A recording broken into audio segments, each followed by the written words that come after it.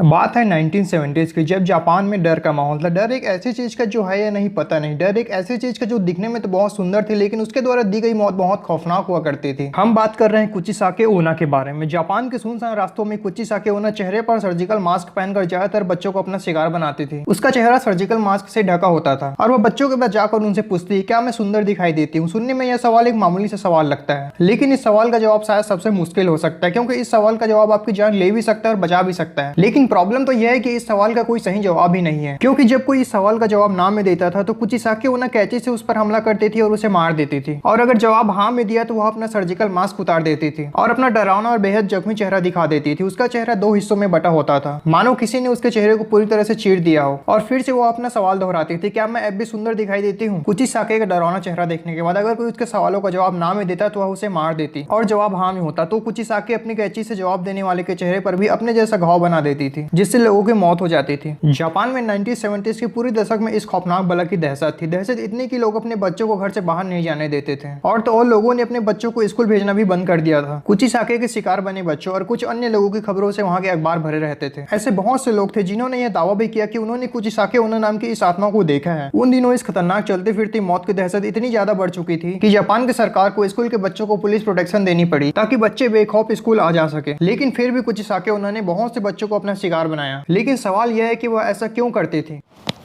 जा पूछ क्या।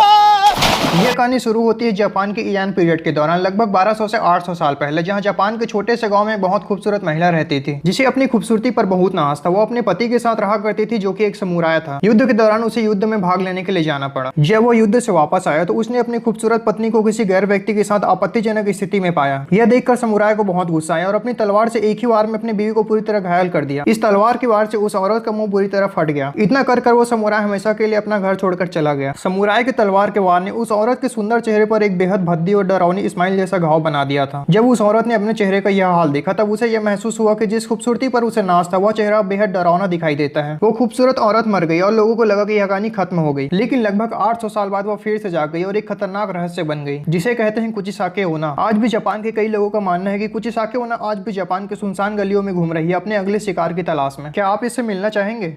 क्यों नहीं। अगर आपको वीडियो अच्छी लगी तो ऐसे ही और वीडियोस के लिए चैनल को सब्सक्राइब जरूर करें।